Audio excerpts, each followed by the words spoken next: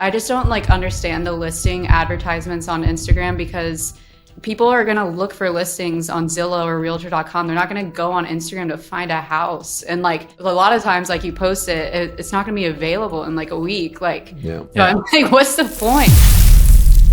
They think too hard about it. Like they think that they have to like jump on and be like, I struggle with self-doubt. They think vulnerability or like authenticity is being like very transparent, or which is fine to do that if that's what you want to connect with people with, if that's something like you feel passionate about. Yeah, I think you're overthinking it. Just have fun with it.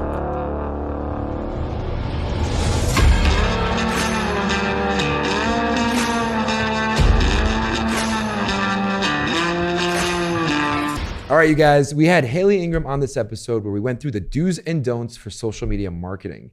And if you stick long enough, you'll hear how we can leverage AI through ChatGPT and some specific prompts that she shares, and how it can actually make your content a little bit more unique.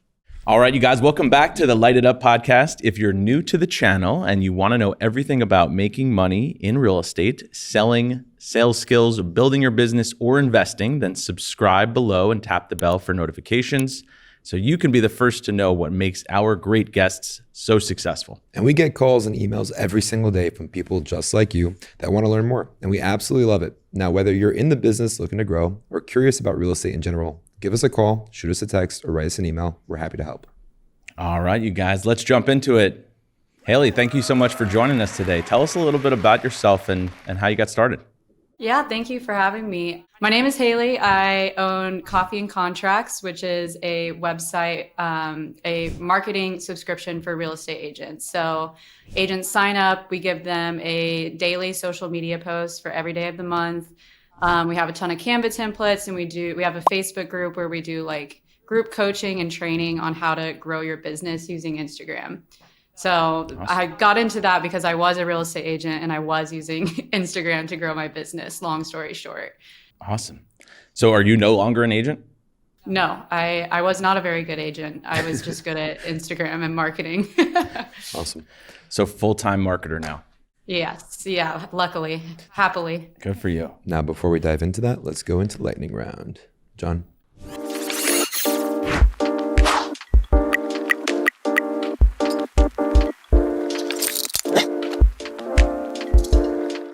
Now, Haley had told us before that she was a little bit nervous because of what she had seen us ask Eric Simon and Matt Leonetti. Mm-hmm.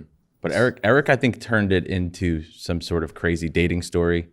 And Matt, we asked him some messed up questions about his childhood. But so I'm going to ask the first one about childhood. What do you regret not doing when you were younger? Ooh. Oh, that's an easy one. A lot of things. I wish I would have gotten really good at a lot of things. Like I did growing up, I did a ton of sports and then I quit them early, like gymnastics, horseback riding. I wish I would have stuck with like gymnastics and just been really strong now. That's like probably my biggest regret. I used to watch my sisters in gymnastics and I'd be like, I want to do a backflip one day. And I busted my ass, never went back there. I think my parents made them quit because of that one incident. So it is what it is. What's something you disagree with about the way that you were raised? Ooh. The beatings. The beatings will continue until morale improves. I disagree with that. No, I'm just kidding. What do I disagree with the way I was raised? I think they let us do too much stuff, honestly. Now I gotta like dial it back in. Like we were allowed to eat dessert like every night. We had ice cream for dessert. Now I like want ice cream every night. They just let us do whatever we want. They let us get away with anything, and it's just now I have to dial myself in. You know. Like now I have diabetes and yeah. No, they should have made me stay in gymnastics, stop eating the ice cream. Less ice cream, now, gymnastics. Yeah, now I'm dealing with all these issues. That's beautiful. All right, if you could end one crime, and the only way by ending it is by committing it, what crime would it be? Oh God. Oh, murder probably, but I would murder someone that like was murdering. Can I do that? Yeah. Is that considered murder? Well, yeah. Yeah, because then I'd pick someone who was going to murder people anyways, and then it would be done. Like it would end it all from there. Yeah, no, that's a good point. I was thinking about this methodically, and I was like, you know what I would actually do? I would just start a war, and I would take over a country. That would be my crime, because then no one can actually take it over after I take it over. And then I've ruled the world. That's world domination cheat code. Is this right what there. you do like on your spare time? No, I thought of that right now. I was just like, that would be actually a really good idea. You're like, wow, I was going to take over the world. You were going to stop murder. All right, let's go with this. If you could pick up a skill instantly, what would it be? Ooh, probably coding, like website coding. Oh, yeah? Yeah. It's just, I feel like that's like a secret language. And if you know it, you can do so much. Like, you know? I feel like all the kids know it these days. Like they go to coding summer camp. It's out there. Another thing my parents should have done with me. You know? C++ didn't come on the agenda. All right, cool. Let's jump right into it. So Haley, today we know your wealth of knowledge, having trained and coached 15,000 plus people, right, on how to actually show up in the space and being online and growing their business through their own brand and developing that. As we go through this, we do want to go through the do's and don'ts of showing up and showing out online. But before you go into that topic, can you give us a little bit of history of how you got into this that you think you were going into in the beginning? Yeah, what I started jumping right into when you asked me to introduce myself. Yeah. But yeah, so I graduated from college, and I pretty much all my classes were in like marketing communications, but I had no idea what I wanted to do. But I ended up getting a marketing internship at a brokerage in Orlando. And so I was introduced to the real estate world. And around that time, my mom actually got her real estate license as well. So all of a sudden I'm like hearing about all this real estate stuff. And the brokerage that I was with was like a smaller, like mom and pop brokerage. And then my mom joined like a team in a small town. So real estate seems super easy. She's like, oh yeah, I just help Nancy, and like, and then the brokerage that I was with. So I ended up getting my real estate license, and they were just like, they would just give me leads because they were like, okay, here's a house it was amazing. And I was like, real estate's great. This was a great choice. So I moved from Orlando to St. Pete, and I joined like a bigger brokerage and was like, all right, let's do this. And I had no idea that like you had to generate your own leads, and that there was, just selling yourself with cold calling and door knocking and all that stuff. So for the first bit, I was with two brokerages and I didn't sell a single house with either one. It was really embarrassing. And they kept telling me like, oh, you need to go door knocking, cold calling. So I did one cold call, and then she like yelled at me and said, never call her again. So I just never called anyone again.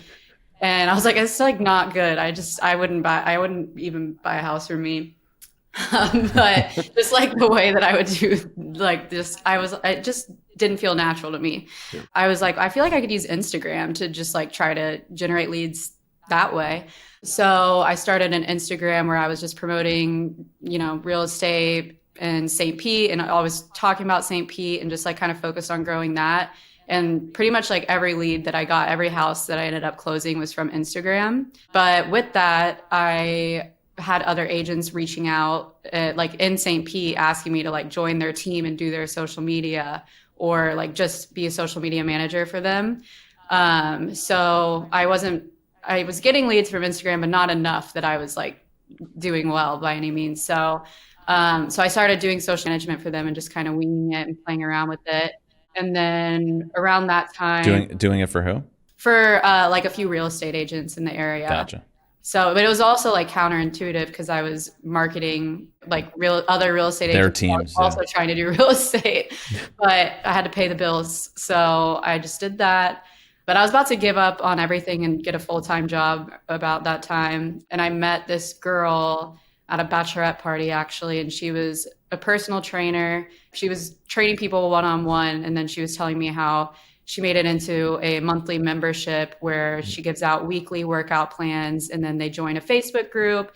And she's like, I scaled my business so much. And it kind of clicked for me. And I was like, oh, I feel like with the Canva templates, like I'm making stuff in Canva, I could like give people this stuff. Like I could move my stuff over to like a monthly subscription. So I just kind of like, it was a little fun side project that I just like made an Instagram. I called it Coffee and Contracts because I thought it was cute.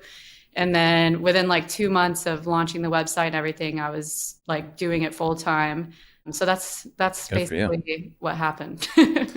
About how many subscribers do you have now? We have like 6,000 now. Wow. Yeah. Wow. That's incredible. Talking about cold calling, I thought you were going to say selling your soul. I was like, yep. I know what you're talking about. Yeah, it was so unnatural for me. I was like, I never answer the phone. And if someone knocks on my door, I was like, I could possibly get murdered doing that. I'm not going to do that. Yeah. No, yeah, that's the fear that goes through a lot of people's minds for sure. Yeah. Now, when you're talking about creating a subscriber-based business, can you give us a little bit of an idea? So you were giving people access to Canva, or you were giving a course on how to use it to create their own content? So basically, Canva has a feature where you can share a template link. So you can sell template links that you create. So in the beginning, it was just like I would make all this stuff and sell it on Etsy just for fun, like social media posts and like flyer templates, marketing guides, that kind of stuff. And so in the beginning, it was just like a random like assortment of things that I had created. Yeah. But then people started asking for like, they were like social media captions and like more social media stuff. So it kind of like transformed into the daily social media posts. And honestly, there was like no real education in the beginning. It was just kind of like, here's this like toolkit of templates that I created. And then people were like, okay, how do I do this? So now it's been like so much more, it's really evolved to like a lot more education. And now we have like some trainings in there and like just lives, and we do coaching in the comments. Like people can ask us questions and we'll answer in the comments, that kind of thing. Yeah. So talk to me about like if I subscribe and KIRO subscribes and we're in the same market, and you're supposed, if you're supplying our content, is it going to work the same? Yeah. So we have a lot of things, like obviously the templates are the same for everyone, but we do have a lot of ways that we recommend changing them to make it fit for you. So one thing, like we have like branding photo guides where we like recommend people like get their branding photos done like 2 times a year, quarterly, and then pop them into our templates, change the fonts to fit their brand, or like just use the content to like put it into their own like branding kind of thing. But now with like AI and ChatGPT and everything, now I have like, I give them like prompts that like, okay, put in the caption and say like, I'm a real estate agent in Tampa. My tone of voice is more like witty and friendly. Rewrite this caption to make it sound more like me or something like that. So now we're working on stuff in the website to hopefully incorporate AI so that people will be able to just like generate stuff that's for them right in our website really quickly. Because that's been our biggest, like the number one reason of like the number one like objection that people have is like, oh, well, I know an agent who has this, so I can't have it. So that's like something we're constantly trying to help people like make it unique to them, you know? Yeah. It has to fit their own brand at the same point too. Yeah. Make it marketable, professional, but unique at the same time. Yeah, exactly. So let me play devil's advocate for a second. I mean, I know I can go on to Etsy and pay $30 or $20 or whatever and get 50 templates for Instagram. What's the difference? Like, why would I hire your company? Like, what's the difference? How do you handle that objection? Well, we have like thousands of templates at this point for $54 a month. Also, ours are really nice. Just very high quality. They're not cheesy graphics. They're like carousel posts that are like, I go hard trying, like I do them all myself still. And well, we have like a team of designers that helps, but like, it's all very like carefully curated and like each month, like, you know what I mean? But also like a huge thing, I think some people like that end up getting like a social media manager and not even like using our stuff still stay for the Facebook group and the community, just because it's like a really great group and everyone's super helpful, like, and with giving feedback and asking questions when it comes to social media. And then obviously like the referral network aspect of it is a pretty good perk, I think. That's great. Yeah. So it's not just a subscription. I mean, it's a real, you've built a community. Yeah. I've always said that if this whole real estate thing doesn't work out, I'm just going to find something to sell to realtors because realtors will buy anything.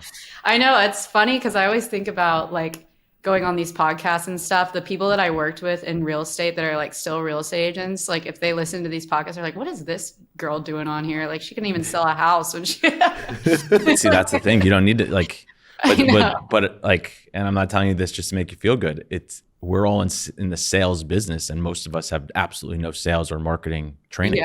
Yeah. Right. So that's true. You're needed. Yeah. You know, and that's why you've been wildly successful.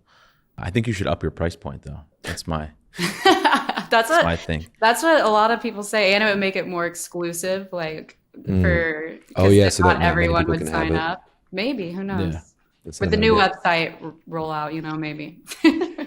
From seeing a lot of people and the content that they used to create before collaborating with you, right?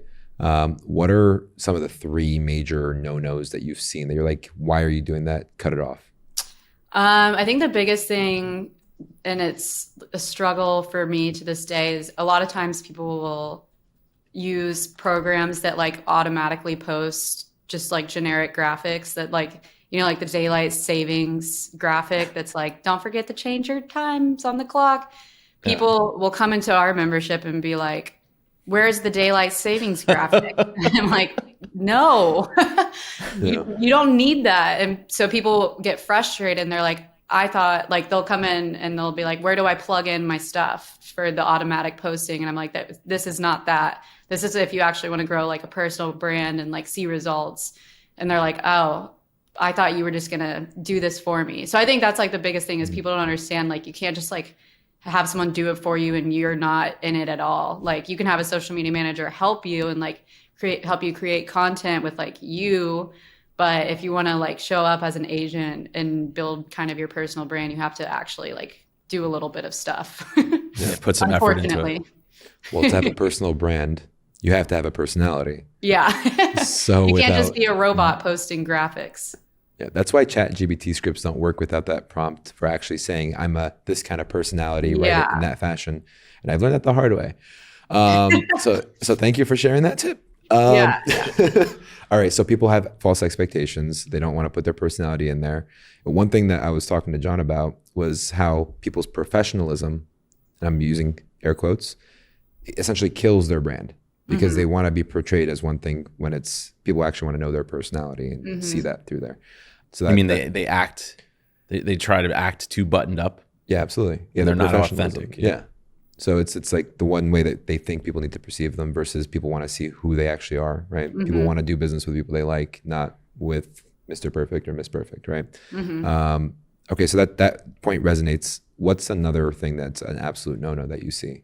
I mean, the graphics is a big thing, and like in terms of social media of what they're doing.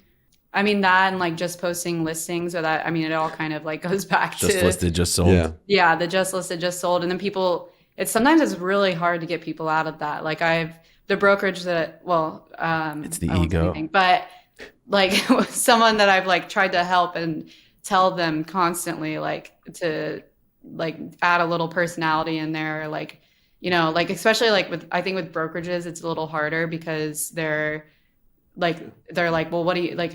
We're a brokerage. We're a ton of agents. We're a brand. So it is different for a brokerage, but I feel like people still want to see like the people that are a part of the company. So like whether that's like doing reels and collaborating with agents and like just showing like the culture a little bit and like the events that you're going to and the events that you're doing, not just like a whole Instagram page full of like listings. I think another thing that like it just bothers me is like I just don't like understand the listing advertisements on Instagram because people are going to look for listings on Zillow or realtor.com. They're not going to go on Instagram to find a house. And like by the time a lot of times like you post it's not going to be available in like a week. Like, so I'm like, what's the point? I feel like it's more of like a bragging, like about like, it is. I know when I was in real estate, I was like, I want to post like when I get my listing because like I want people to know I got a listing. But I think like the best approach that I see people take is when they actually tell the story of like how they got the client or like a little bit of the client story without obviously being like too deep. But I know sometimes that can be difficult just based on like the circumstances of why that person's selling the house, like if it's a divorce or something like that. But I know for the happy ones, like the first time home buyers and stuff like that, those always resonate so much more than the just listed graphics. Yeah, it's the authenticity behind it, I think is what a lot of people struggle with. But it's because this business has so much ego, right? I mean, that's what people want to do. They just want to be like, this is what I put up. I put up this one. I put up this one. This one went under contract. It's like, but you're right though. Like Instagram's not even really searchable, right? Like I can't search for 123 Main Street. Yeah, like, but it's also like people are looking for such different houses. Like it's like like they'll post a $2 million house for sale, and then the next day it's like a $300,000 house. Like it's like that's not even the same market of people. Right. But also I do think I think the argument for that is that you want to show potential sellers that what you'll do for their marketing. But I think when it comes to that, it's like that's when you get the creative video productions and show like that skill, which is more entertaining for everyone when you're like doing something creative and fun with the homes and like showing off your marketing skills, or even like the behind the scenes aspect of like cleaning the property. Here's everything I'm doing. Even if it's like a bad situation, you don't have to talk about like the clients. You can like show everything you're doing to market this home behind the scenes, like a day in the life of a real estate agent. Yeah. You can be too authentic though, or too vulnerable. I was, a buddy of mine sent me Humans of New York. It was like a post that was posted recently. It's like this couple in the photo, and in the caption it says, "I was taking a shit. She sat on my lap, and I knew that she was the one." Like he was being too, he was being too authentic or too vulnerable, and like, and the comments on there was the funniest thing in the world because people were just like, "Well, I'm gonna start, using the bathroom with my door open," or like people were just like gunning them like crazy, and it had like the opposite effect. Is that something that you see too, right? When someone's trying to be too vulnerable or too authentic, or is that not an issue with? I mean, not to like that extreme for real estate agents. I was thinking about doing that. I'm not gonna lie. I think people like take it too serious. Like they think too hard about it. Like they'll be like they think that they have to like jump on and be like, I struggle with self-doubt. Like, or you know what I mean? Like they think vulnerability or like authenticity is being like very transparent, or I don't know, which is fine to do that if that's like, if that's what you want to connect with people with, if that's something like you feel passionate about. But I think people like, that's something where like people kind of overthink it. Like that's something we get a lot in the Facebook group is they're like, I'm showing up, I'm being me. Like, I'm like, and like they ask like really specific questions, you know what I mean? Like, I'm like, I think you're overthinking it. Just have fun with it. One common theme that we always come back to is like the first few videos or first, like if we're talking about house tours or just like testimonials of, or maybe how you got this client and how the transaction went through, whatever the content is that you're preparing, it's going to suck in the beginning, right? And like, I think that people struggle with the fact that, oh my God, well, I'm going to post this. What are people going to think? And then, but like, if you look back at our former, our first few episodes of the podcast that we did, they were horrible. Fantastic. Yeah, they were horrible. So we were like this. It's always something that you're working on. I think the moral of the story is just rip the Band-Aid off and do it because it's gonna suck. Everybody starts somewhere. That's like this thing I saw about Cringe Mountain. I posted it on our Instagram, but it's like this idea that like with social media, you're like climbing up Cringe Mountain and it's just like super, super cringy. And then like once you've done it enough, you like reach this peak and you're like, then it's good. You're not climbing up Cringe Mountain anymore. That's a good analogy. Yeah. I feel like you go cringe and then numb. And the blinders are on. Yeah. My admin's been giving me like a bunch of different scripts to read to her. So like the best way that I'm able to actually, like I bought a teleprompter and everything because like the psychology of looking into a camera and stuff like that, and it feels weird when you actually see the camera. So she's like, you need to do these for the YouTube channel. And then she'll make it as if I'm speaking to her, because when I speak to her, she's like, you're yourself, but in front of a camera, you seem stupid. And I'm like, all right, Kim, like what's the best way? And she's like, all right, well, let's just do it and you'll address me the whole time. And I'm like, okay. So then I'm talking to her and I'm like, oh, so Kim, you want to learn why values, like what affects values? And I'll go through it. And she's like, perfect. That's perfect. But it's like just a psychology shift of that. So instead of talking to, the camera. Yeah. To like a little piece of machine, I'm like talking to her. It makes it feel a little bit more real. Yeah. But then now when we're talking about showing up and showing out online, what are some of the things that people have to do to be able to do that effectively? Well, like kind of like we said earlier, putting themselves into it a little bit. And I would say like I think a big thing is like consistency, like showing up and then doing it consistently. And that kind of all ties in with like pushing through the cringe, you know? Yeah. Putting the blinders on and just like, you know, yeah, I don't know. Does that answer it? No, it helps. Now tell us a little bit more about how you're leveraging AI, because I don't know if you saw this recently. I created I stole John's voice. I cloned it. Really? Yeah, using AI. It was a company called 11 Lab. I don't know. You made it. Yeah, I don't know why I was confirming. It was called 11 Lab, and then I got like a still picture of him, and I put it on this company or this website called Studio DID. And then basically I had him give me really nice compliments, and I made a series of it that I'm going to be releasing. And it's really fun. I listen to it while I go to sleep. He's got a lot of time on his hands. That's crazy. Yeah, it's pretty intense. His voice is so easy to duplicate though. Mine is like, I have fluctuations. There's certain occasions I might mumble. When you sound this perfect, it's just how it rolls. That's kind of scary. I feel like that's going to get to a point where you can create video content, like, and you just like give them a photo of yourself or a video of yourself talking. That's sort of what he did. That was the reason why I was doing it, is because I got so like, you know, I make the video, I send it to my admin, and she like figures everything else out from there. But I figured, I was like, stupid, I have AI.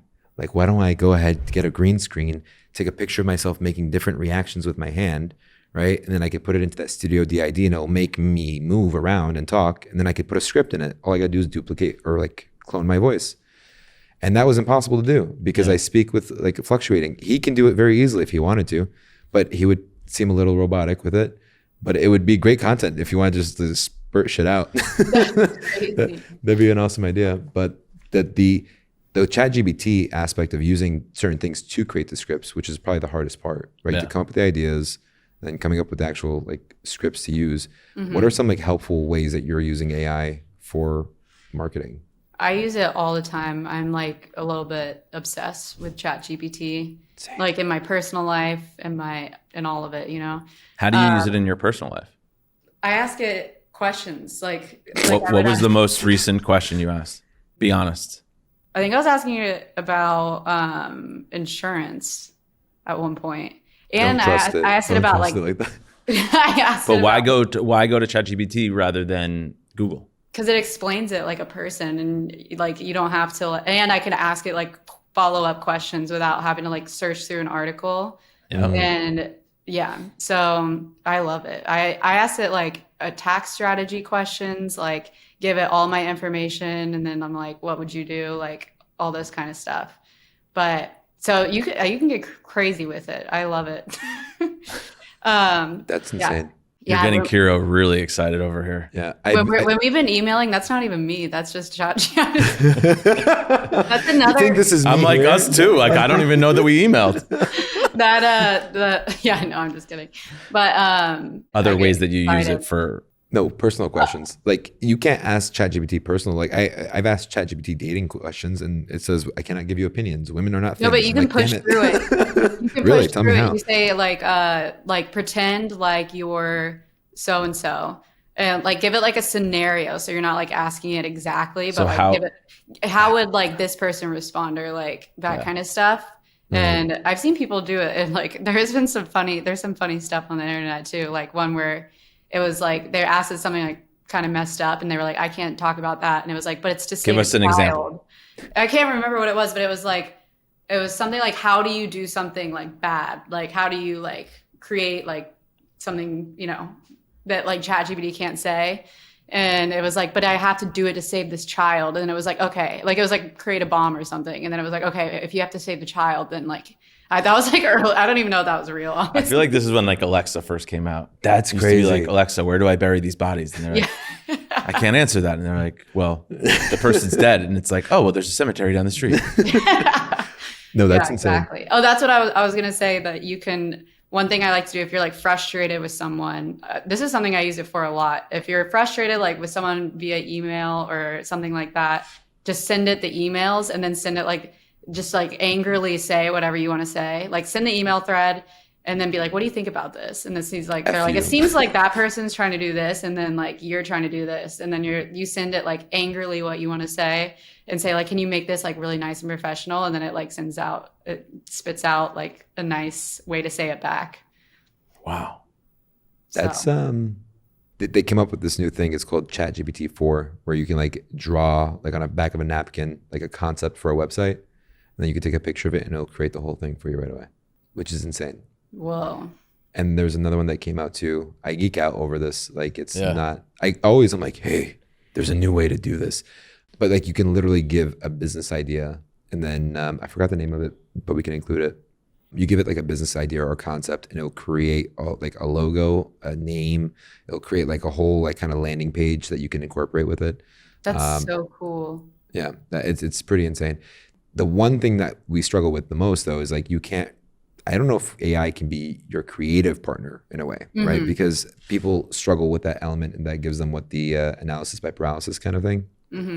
Have you found any resources using AI to get over that hurdle? It kind of takes a while. I think like it takes the same amount of time, I think, to like craft to get ChatGPT on the same wavelength as that you want it to, like as you, I don't know, in the same kind of like speaking like tone. If you're writing something, I feel like you have to give it a prompt, and you have to be like very specific, and then it gives you something back, and then you have to like keep tweaking it like a ton of times until it's right. But then once it like understands, then you can be like, okay, now do that for this topic. So like for example, like for a caption, you can give it like the outline, and then it gives you a caption, and you say like, that sounded a little too enthusiastic, can you tone it down a little bit? And it'll tone it down, and then you're like, can you add a little more value like to the middle part, like something that people will actually find, like, and give it like your ideal audience or whatever, like something that people will like bookmark for later on Instagram, like some unique stuff. And then like sometimes like you have to just keep going and be like, no, come on, you can do better than that. And it'll like keep going. And then once it gets good, and then you're like, okay, can you remember how you did that one? And now we're going to do it again, but for this topic. Sometimes I'll go through like that and just kind of like keep tweaking it. But it is hard. It is difficult to get it to do like a little more creative stuff. But it's actually taught me a lot about writing, and like, I don't know, like with hooks, I use it sometimes to come up with hooks and like the membership. And I was just like, we need good hooks. And then I sent it a few hooks that I liked because it wasn't giving me any good ones. And I said, what are these types of hooks? And he's like, I said he, and it's like chat, you know him. It's like Bay. and then he's like, or no. And then it's what did he say? She's secretly dating ChatGPT. I always refer to it as sorry. I'm like, I geek out over this, but it'll say, it'll tell me what kind of hook this is. So it's like, that is I can't even think of one right now, but then I'm like, okay, what kind of hooks are there? Like, and then it lists out, there's question hooks, there's fact hooks, there's like mystery, intriguing hooks. And then I'm like, okay, I like these three.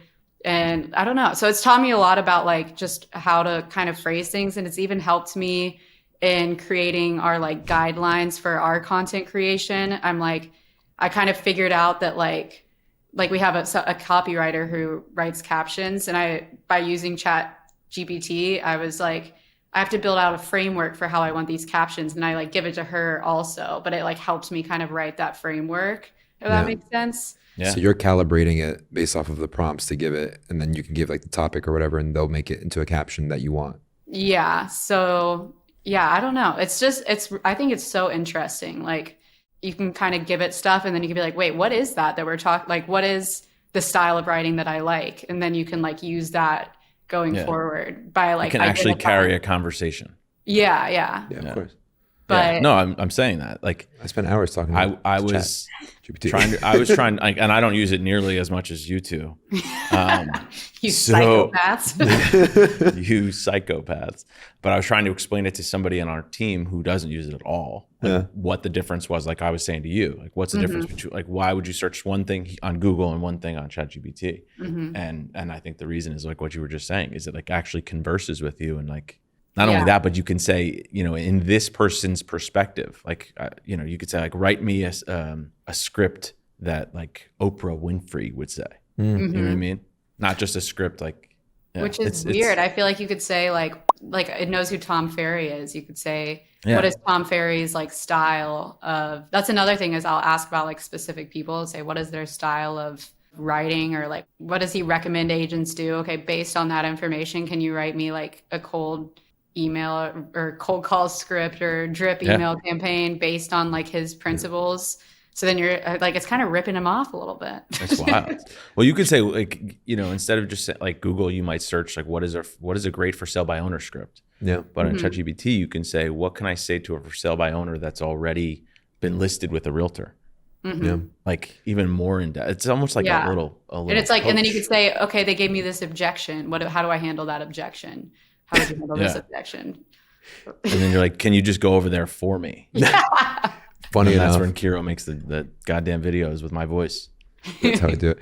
Funny enough, I've looked up Mike Ferry and Tom Ferry on ChatGPT, and then we actually interviewed Ricky Carruth, and then we looked him up in there. And this is when I was like, I'm never looking up any individual. Don't use it for bios. Yeah, and use Google for bios. Google it. Google.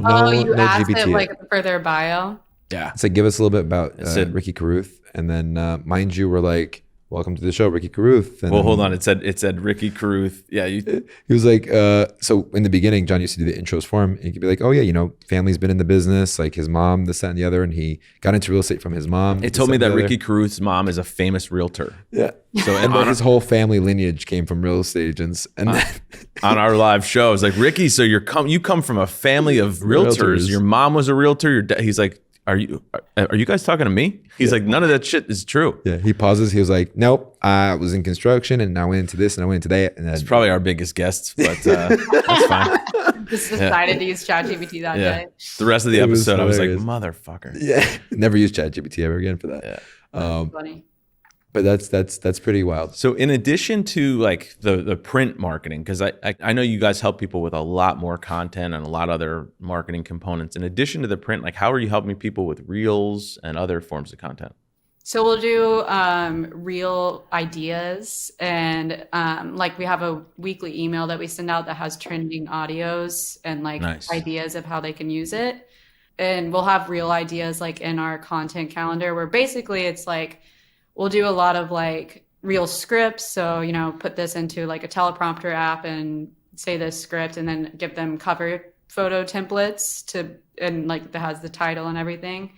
And then also ideas for like B-roll style reels, where like it's just videos of like their city or whatever. Like if it's like, for example, we had one on Cinco de Mayo that was like, take, you know, videos that you have of like somewhere in your city, or if you have some at like a local Mexican restaurant, then that's great. And then just like put like 3. Find a Mexican in your town. I'm sorry. The B-roll. Yeah. And then like put in text on top, like the top 3 places to go for Cinco de Mayo or something like that. So those are that's how we do reels. We don't do any like templates like that, just because they're not going to do well. Like that's been a struggle, and we did it for a little bit, and I was like, these are just sucking. Like they're not doing well. There has to be a original video for it to see the light of day with the algorithm. Yeah. What do you mean by that? I think it has to be shot through the app itself, or no? I just mean like there's a way you can make Canva reel templates that would be like a slide, like, you know, it'd be like a video of a house, and then like, you know, text like tips or something. So it's just not the same when it's not that it has to be filmed through the app, but when it's like a slideshow animation video about like real estate, it's just not gonna do as well as if someone's gonna like do a green screen video talking about an article behind them and showing their face. What would you say your strongest suit is, like in the marketing field? Is it digital marketing? Is it content marketing? Is it? I always think about like how this all started was from design. I wanted to be a graphic designer like in high school, but I like didn't really want to go to any schools where that was like offered. So I didn't really get into it. I just kind of, you know, gave it up. And then I was introduced to Canva, and I could spend like hours in Canva. I love designing. That's like what I love. But I think I'm really good at like coming up with like ideas, marketing ideas. I've always been pretty good at that. Yeah. So I guess that would be like content marketing. Yeah. Because I feel like I mean, you're obviously killing it, but I feel like we were saying before, you should be more expensive, your services. But I also think, like, if you think about how Canva makes money, right? I mean, from my naive perspective, I think they give it away for free, the base model, right? Yeah. And then you have to pay up to get the Canva Premiere, right? Or whatever. So I feel like, what if you were to give out content for free, the base model, and then people have to pay up to get like maybe the middle level? And if they really want to pay the premium, then they can get one-on-one coaching with you. Like, you know all the BAM guys. So do you know Brooks Landry? It sounds familiar. I don't think I've ever met him. So he's out in San Diego, I believe. He's with Real Brokerage. He's in Southern California. I don't know if it's specifically San Diego, but he does one-on-one coaching through, like, for social, like, coaching. So he'll literally have a coaching call each month or week or whatever. He sells his services to clients, and he'll be like, all right, let's go through this script. Let's go through this reel. Let's, like, do it right now. Yeah. And when they're finally getting comfortable with it, he'll like coach them through it, like, virtually. I don't know. I feel like that could be your, like, platinum service. Yeah. I've thought about that and doing, like, more one-on-one stuff. We've actually been playing around with the idea with this new website that I'm talking about. I think we will have some sort of free version where you can see, like, what paying members get, and then have, like, different tiers of membership. The only thing with the one-on-ones is that thing that I love so much about what I do is that I don't have calls with people, like scheduled calls, you know? She's like, I was really upset I had to do this. That one lady said never call again, and I never called again. No. But, like, I think it goes back to, like, when I was doing social media management for people, it just gets really, like, you get really tied up in the results of that, and, like, you're kind of on the line with people. It's just really, like, the beauty of my business is that I can create, like, one, you know, set of the same amount of content no matter how many people, like, sign up. Yeah. But I do like the idea of doing one-on-ones, and I've thought about it as I've, like, gotten more comfortable with the video calls and stuff like that. Doesn't necessarily have to be you. Yeah, that's true. But it does keep you fresh. Like, every time we do like lives in the Facebook group, I'm like, I'm so glad we do those, because it just really keeps you in the game. And, like, because when I'm not doing real estate anymore, obviously. So it helps to, like, see what people are struggling with and that kind of stuff. Yeah. And it's not me trying to tell you how to do your business that I've never done. No, it's a great idea. Like I said before, I, like, have this weird passion for, like, I feel like realtors will, and I'm half joking, but it's John's like, truth. I would buy it. So realtors will pay for anything that they think will get them more business. Yeah. Right? Yep. I mean, how many subscriptions or services do you think you have right now? Probably 20. Yeah. Right? How many do you have? And, like, what's the most expensive one? Let's say coaching. That's coaching. not really a subscription. It's a service. Okay, yeah. $2,000 a month. We don't disclose the numbers, but it's expensive. Yeah. It's a Ferrari payment. Yeah. Sweet. No, but that's different. But, like, all right, for instance, all right, let's talk about the outcomes, right, briefly. So, like, certain people that you have that have been with you for a longer period of time, obviously they've been more consistent. The more consistent they are over a longer period of time, they'll see more results and success from the system. So what are some outcomes that you saw from some of those clients? Some success stories. Yeah.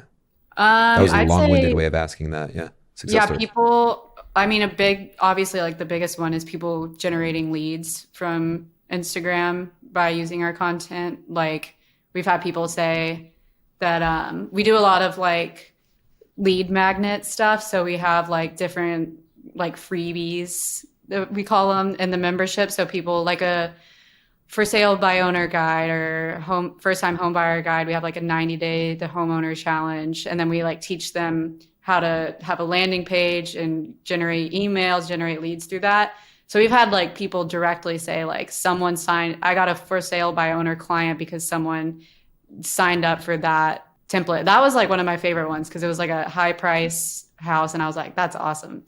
So specific things like that of people generating leads. But I think the biggest thing is, like, just helping people, like, actually show up. Like, before they sign up, you look at their Instagram feed before, like we were talking about, and there's just, like, no photos of them. It just looks like a robot. And then they sign up, and we, like, they get encouraged to take branding photos and start to show up on video. And then they start to feel more confident. So I think that's like the biggest probably success story, is when people are just finally starting to show up because they had a little bit of like a push and guidance to get them going confidently. Yeah, I love that. Yeah, it's funny. Like when you talk about that, I think of like, this sounds bad, but like old lady realtors that are like, I've done it this way my entire life. But like, then there's people that are, you know, our age, right? Or even younger, like that you think would have no problem or feel totally comfortable creating content, and they struggle. Right? Yeah. It's a really like tricky concept, and I struggle with it myself. Like the whole, like I'm great at coffee and contracts and doing marketing on there, but when it comes to like my personal Instagram, I'm like, ugh. I don't practice what I preach. I'm like, just don't. Well, you're so focused on the business. Yeah, I guess it's hard to like differentiate, because I'm kind of infused into coffee and contracts now, but. No, this is genius. I love that. Thank you for sharing that. Well, I love how we were supposed to be just talking about social media. Ruining your business is one of the things we wanted to, you know, talk about. But we jived into some AI, some ChatGPT. But no, this was awesome. Thank you so much for spending time with us today.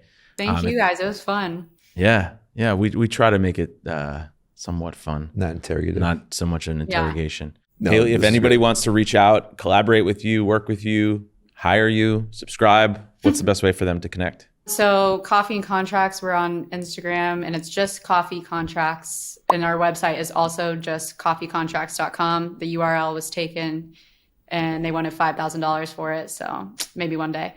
But then I'm on Instagram at Hey Ingram, HAYINGRAM. And that's where we are. Awesome. Thank you so much for spending some time. Yeah, thank you guys. All right.